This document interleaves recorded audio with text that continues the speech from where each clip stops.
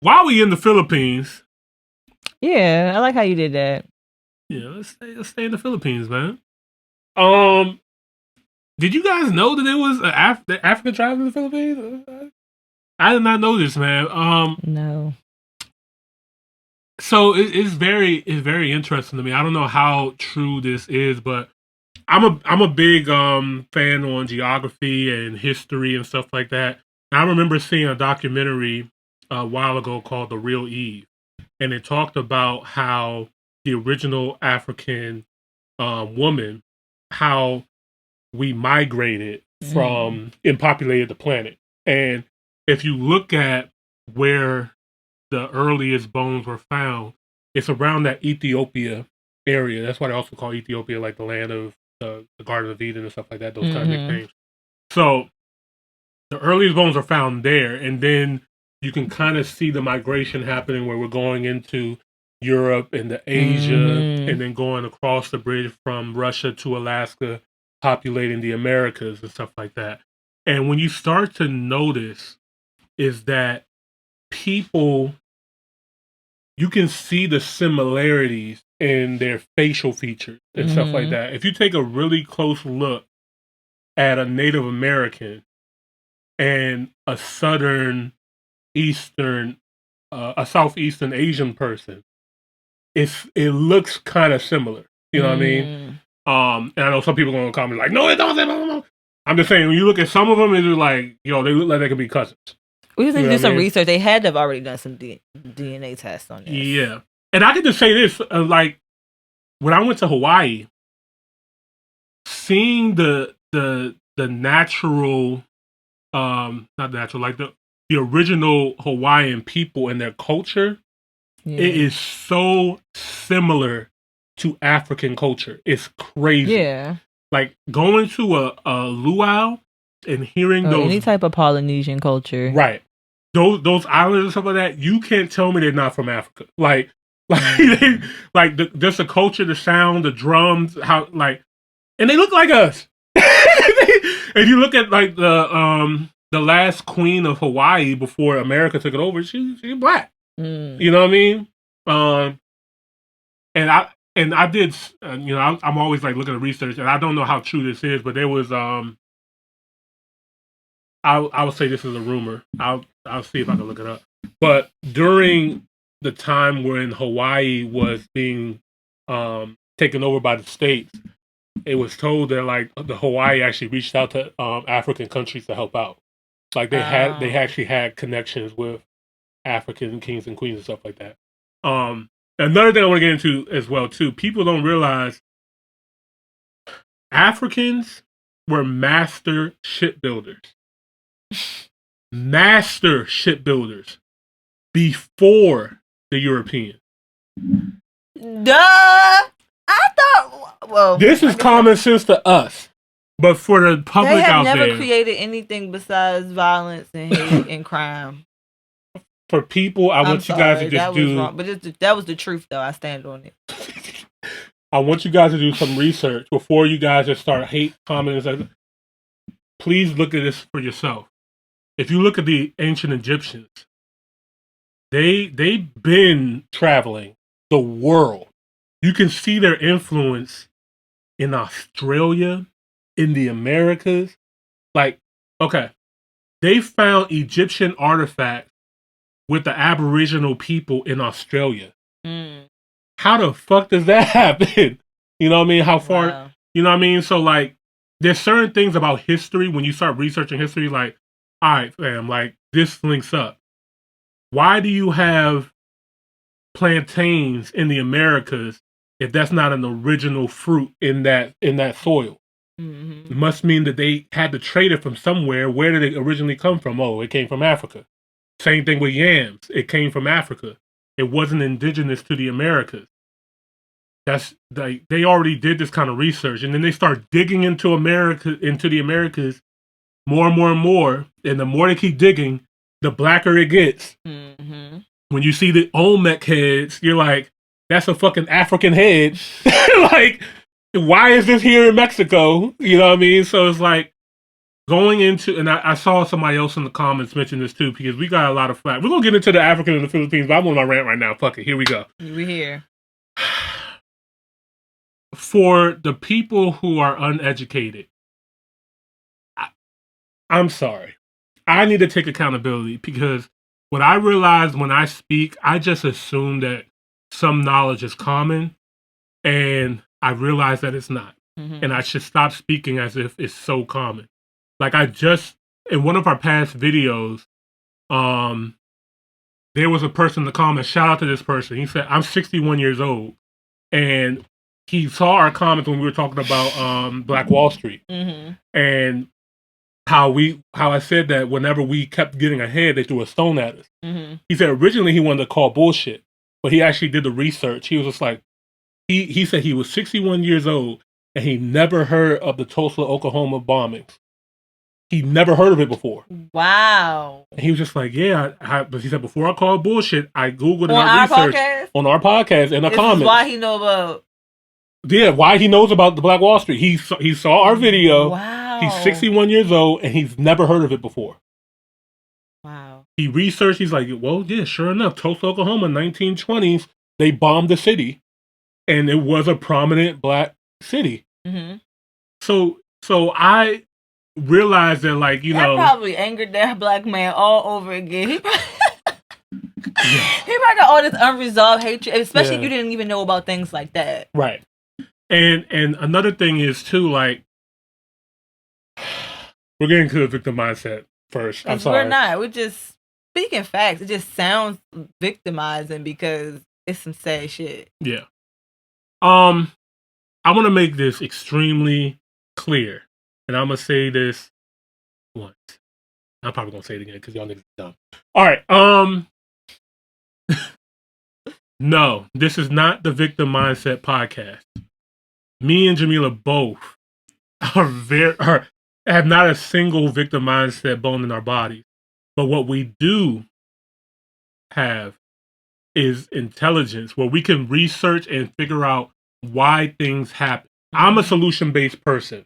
So as she is, when I look at, okay, why do Black Americans have the highest crime rate in the country? Why are they being locked up 3 times more likely than any other race? Yep. Why are these things happening? I'm not just saying like it's just happening just because. Why is it happening? Because it wasn't always this way. So I decided to do some research. Well, let's see, where did it begin? After slavery, it became illegal. They started creating laws to lock Black people up. Okay? And I'm going to tell you why this does directly affect me, a Black man in America in 2023. That was born in the 90s. Right, that was born in the 90s. I'm going to let you guys know, and I'm going to let you know where the transition happened outside of the victim mindset. Because there is a problem with people being victim, like holding on to the victim mindset. That is a problem. Yes, it is. And I do not stand with that shit at all. But I'm going to tell you, I can understand why things are the way they are, and then make my decision on how to move forward from there. But that's besides the point. 1865, slavery was emancipated, not abolished, emancipated. Transfer of ownership. They started locking Black people up. For what? If you were not a homeowner, that was a crime. If you stole anything, food, and you didn't have no place to feed yourself, that was a crime. So you went to jail for being homeless. Mm-hmm. You went to jail for not having for doing petty crimes and stuff like that. They try to find as many crimes as possible to get these free Black people now into the prison system, which is the modern day slavery. They were still doing the same type of slave labor in the prison system after slavery. Yep. And then there was a lot of places around the country who were still doing slavery even outside it was being emancipated. Yep. That's why Galveston, Texas celebrates what they did, because it took them years afterwards for the North to come down and be like, y'all know y'all free, right? It was like, they were still doing slavery down there. even after 1862, it wasn't until 1865, I believe, is when Galveston, Texas, and the people in Texas realized that there's no more slavery. So, okay, moving past that, we're emancipated now. Now we're trying to make sure that we become landowners, homeowners, and stuff like that, so we can stop getting locked up.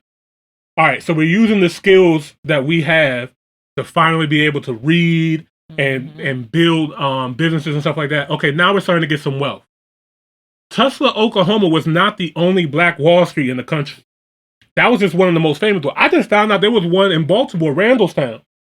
Randallstown used to be a Black Wall Street, and they created a dam. They built a dam right in front of it. Wow. So what you guys will realize that there's a lot of man-made lakes, dams, and stuff like that in these Black Wall Streets. Central Park, New York City, was a prominent Black Wall Street area in New York City.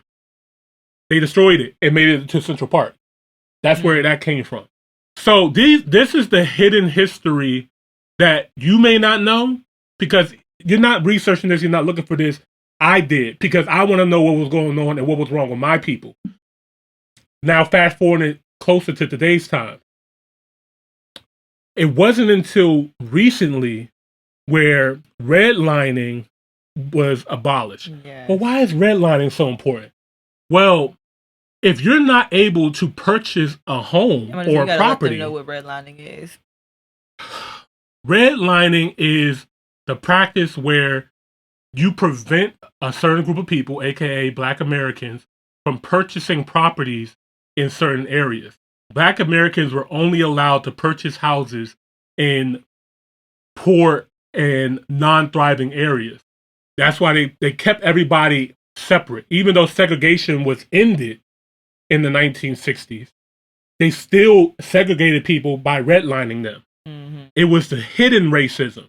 So if my parents, this is where it gets to me, if my parents in the 60s or my grandparents in the 60s wanted to buy a house, they will just get a no if they wanted to buy a house in a certain type of neighborhood where they can actually establish wealth, because that's how you get wealth in this country and start to get some ground.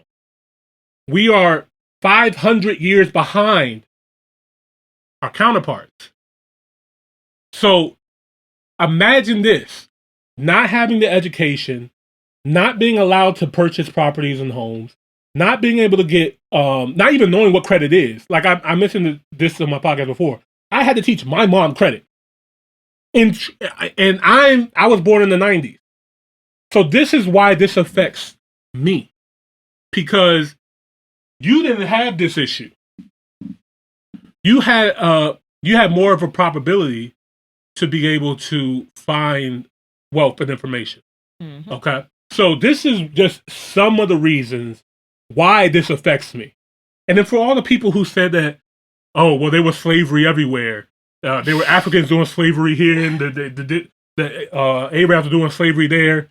If you really think that the Atlantic slave trade was the same type of slavery as these other slaves were doing, it was a completely different version of slavery. This is why some of the African kings and queens didn't mind putting some of their people into slavery, because their mindset of slavery wasn't stripping them of their name, their language, their religion, taking them 4,000 miles away, castrating them, chopping their private parts off, buck breaking them, which, like, they were doing some things that was just, it was not your normal form of slavery. Yes, there was slavery in other places, but the Atlantic slave trade was a different form of slavery. I don't have enough time today on this podcast to explain to you how the Atlantic slave trade is different from other forms of slavery. I encourage you to read that shit up on your own. You're gonna learn yourself something. And going back to this being a victim mindset podcast. Right. You were gonna get into that. Yeah. With us saying all of that, we do not feel like, we are unable to progress or prosper because of these things happening, okay? Right. Sometimes we just want to enlighten, or sometimes it just comes back to the facts. that we do acknowledge and don't just sweep under the rug. Right. We just want to acknowledge why things are the way that they are, but not that they have to be this way continuing on. Now, me personally, like I said, I'm solution based. I want to know where did the victim mindset was able to die? Because there is a problem with a lot of people who are, victim blaming, like blaming the white man for everything, blah, blah, blah. I know one that comes to mind right off of the top. I see it almost at least 3 times a week in one of these Facebook groups. You want to name drop it? A local I will say it's a local politician. Okay. Oh yeah, no, okay. All right. So yeah, we're not gonna do that. All right. My opinion, ever since the technology age, once the internet became global to everybody, it didn't matter your race, skin color, whatever. Once the internet became prominent, that eliminated victim mindset, in my opinion. Because now we have the ability to get the information that they hid from us. We didn't have to hear it word of mouth, and hopefully somebody else will be able to pass this knowledge and stuff to it. We can now look for this information and knowledge on our own. So today, in 2023, and ever since the internet age, I'm saying the early 2000s, there is no excuse for us to not progress and not do well. As a black man in America in 2023, I know I can become and do what I want to do if I put my mind to it. Am I going to face some obstacles? Yeah, cool. So what? I don't care. I'm still going to get to where I need to get to. Because he's not a victim. Because I'm not a victim. Another thing to open it up. You can love him, you can hate him. But when Barack Obama became president of the United States of America in 2008, that changed everybody's mindset on what black people were like in the first place. For the first time, you see a black family, a black husband, wife, 2 daughters, and a dog going into the White House and being the perfect family possible. The only scandal that they had was Barack Obama wore a tan suit. That was the only scandal.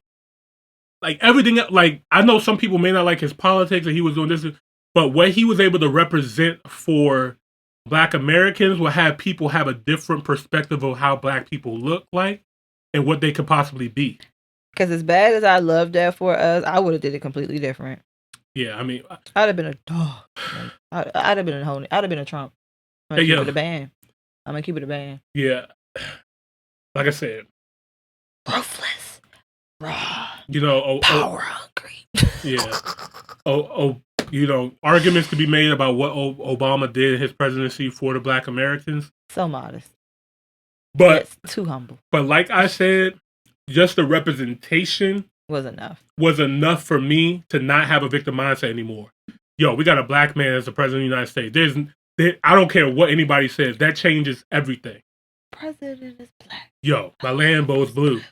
You know what I mean?